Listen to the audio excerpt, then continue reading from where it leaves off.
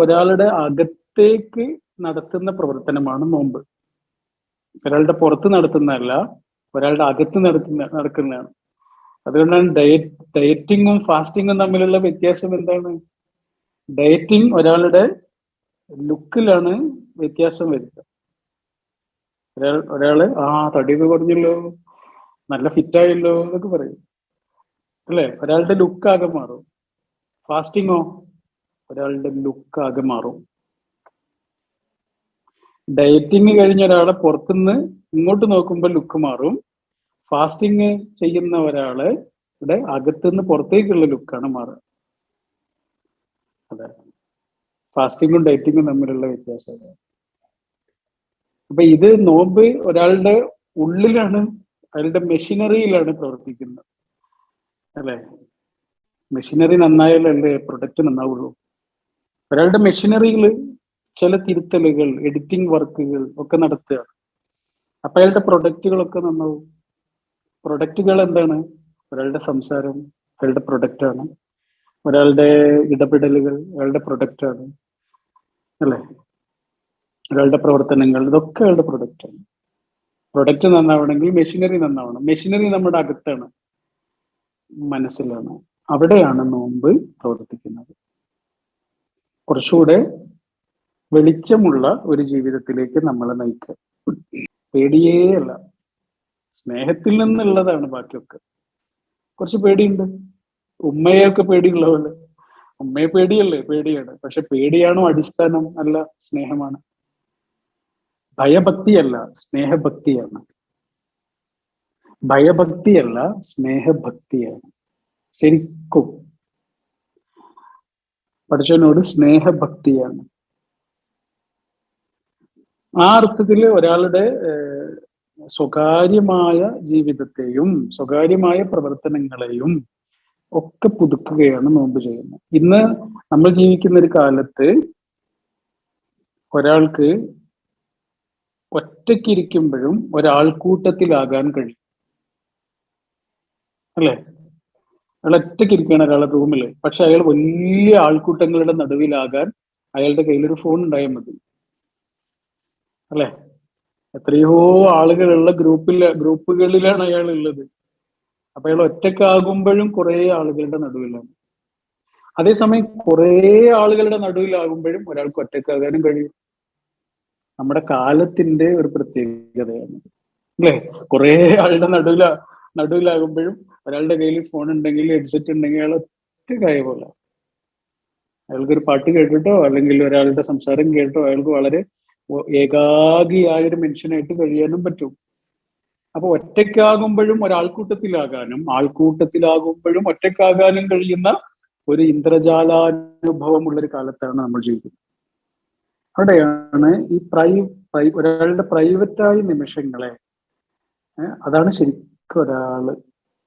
ഞാൻ എന്ന് പറയുന്നത് എപ്പോഴാണ് ശരിക്കും സ്റ്റേജിൽ നിൽക്കുന്ന ഒരാളോ ആളുകൾ കാണുമ്പോൾ ഉള്ള ഒരാളോ അങ്ങാടിക്ക് ഇറങ്ങുമ്പോൾ ഉള്ള ഒരാളോ ഒന്നുമല്ല.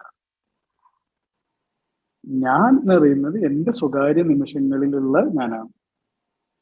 നിങ്ങൾ എനിക്കുന്നു നമ്മുടെ സ്വകാര്യ നിമിഷങ്ങളിൽ നമ്മൾ എന്ത് ചെയ്യുന്നു, അല്ലെങ്കിൽ എന്ത് ചെയ്യാൻ ആഗ്രഹിക്കുന്നു, ആരുമായിട്ടൊക്കെ ഇടപെടുന്നു, എങ്ങനെയൊക്കെയുള്ള ഒരു ജീവിതമാണ് നമ്മൾ നയിക്കുന്നത്?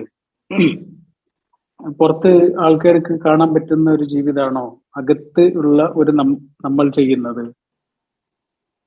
യുഅ്മിനൂന ബിൽ ഗൈബ്. അതിനെ കുറച്ചുകൂടി ട്രെയിൻ ചെയ്യുന്ന അനുഷ്ഠാനമാണ് നോമ്പ്. കാരണം നോമ്പ് സ്വകാര്യമാണ്.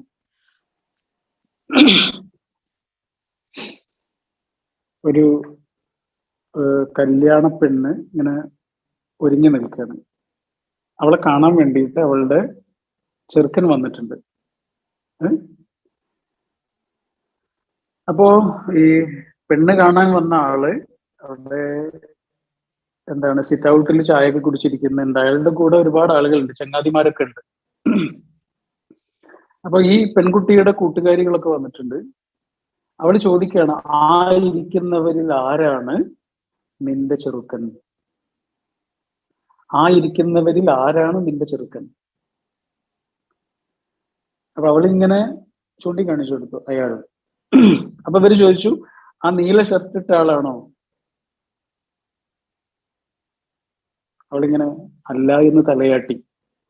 ഓ, ആ ചുവന്ന ഷർട്ട് ഇട്ട ആളാണോ? അതുമല്ല.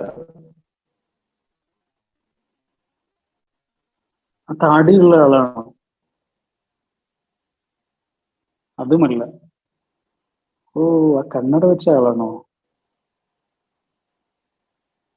അവളൊന്നും മിണ്ടില്ല.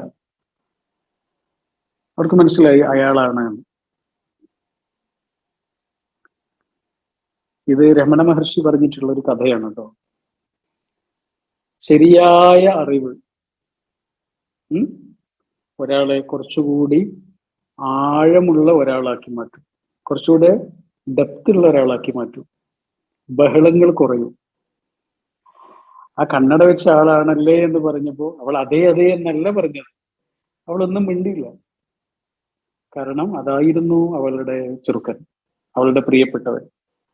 അപ്പൊ ശരിയായ അറിവ്, സത്യത്തെക്കുറിച്ചുള്ള ഒരാളുടെ ശരിയായ അറിവ് ഒരാളെ കൂടുതൽ ബഹളമുള്ള ഒരാളാക്കി മാറ്റുകയല്ല ചെയ്യുക, കുറച്ചുകൂടെ ശാന്തനായ ഒരാളാക്കി മാറ്റുകയാണ് ചെയ്യുക. ഒരു കടപ്പുറത്തൊക്കെ ചെന്ന് നിൽക്കുന്ന പോലെ, കടലിന്റെ മുകൾ ഭാഗത്താണല്ലോ ഒച്ചപ്പാടുകളൊക്കെ ഉള്ളത്, അല്ലെ? തിരമാലകളുടെ ബഹളമൊക്കെ ഉള്ളത് മുകളിലാണ്. അതിന്റെ ആഴങ്ങളിലേക്ക് ചെന്നാലോ അവിടെ ബഹളങ്ങളില്ലാന്ന് മാത്രമല്ല, അവിടെ വിലപിടിപ്പുള്ള പലതും കിടക്കുന്നുണ്ട്. കടലിന്റെ ആഴങ്ങളിൽ ഒച്ചപ്പാട് കുറവാണ്. അതേ കടലിൽ നിന്ന് ഒരു ഗ്ലാസ് വെള്ളം പുറത്തേക്ക് എടുത്താൽ ആ ഗ്ലാസ്സിലുള്ള വെള്ളത്തിനും ബഹളങ്ങൾ കുറവാണ്. ഇതിലേതെങ്കിലും ഒന്നാകാൻ നമുക്ക് പറ്റണം. ദീനിന്റെ, ആത്മീയതയുടെ കുറച്ചുകൂടെ ആഴങ്ങളിലേക്ക് പോയാൽ ശാന്തതയാണ്. അതിന് കുറച്ച് നമ്മുടെ അകത്തേക്ക് ശരിക്കും ഇറങ്ങിയാൽ അവിടെയും ശാന്തതയുണ്ടാവും. പക്ഷെ അതിന്റെ പുറത്ത് ബഹളങ്ങൾ മാത്രമാണ്, ഒച്ചപ്പാടുകൾ മാത്രമാണ്. അവിടെ ബഹളമയമാണ്, തർക്കങ്ങളാണ്, വിവാദങ്ങളാണ്, ഞാനും നീയും എന്ന തർക്കമാണ്, ഞങ്ങളും നിങ്ങളും എന്ന ബഹളമാണ്. അതിന്റെ ഉള്ളിൽ അതൊന്നുമില്ല. പരമശാന്തിയുടെ സങ്കേതമാണ്. അതാണ് സുക്കൂൻ. പടച്ചോനെ കുറിച്ച് പടച്ചോൻ പറഞ്ഞത്. അതെ, വെളിച്ചമാണ് സത്യം എന്ന് കേട്ടിട്ടില്ലേ? ഇരുട്ട് സത്യമല്ല. അതുകൊണ്ടാണ് വെളിച്ചം പുറത്തേക്ക് വരുന്ന ഉപകരണങ്ങളുണ്ട്, ടോർച്ച് ഉണ്ട്. പക്ഷെ ഇരുട്ട് പുറത്തേക്ക് വരുന്ന ഒരു യന്ത്രം ഇല്ലല്ലോ. കാരണം ഇരുട്ടിന് എക്സിസ്റ്റൻസ് ഇല്ല, വെളിച്ചമേ ഉള്ളൂ. ഇരുട്ടിനെ ഇല്ലാതാക്കാൻ കഴിയും, വെളിച്ചം വന്നാൽ മതി. ഇരുട്ടുള്ളൊരു സ്ഥലത്തേക്ക് വെളിച്ചം കൊണ്ടുവരാൻ പറ്റും, അല്ലെ? വെളിച്ചം കൊണ്ടുവരാൻ പറ്റും. പക്ഷെ വെളിച്ചമുള്ളൊരു സ്ഥലത്തേക്ക് ഇരുട്ട് കൊണ്ടുവരാൻ പറ്റൂല. അവിടെയുള്ള വെളിച്ചത്തെ എങ്ങനെയെങ്കിലുമൊക്കെ ഇല്ലാതാക്കാം. കർട്ടനൊക്കെ ഇട്ടിട്ട് വാതിലൊക്കെ അടച്ചിട്ട് ഇല്ലാതാക്കാം. അത്രേ പറ്റുള്ളൂ. ഇതേപോലെയാണ്. അതുകൊണ്ടാണ് പടച്ചവനെ കുറിച്ച് വെളിച്ചം എന്ന് പറഞ്ഞത്. പടച്ചവന് സത്യം എന്നൊരു പേരുണ്ട്, വെളിച്ചം എന്നൊരു പേര്.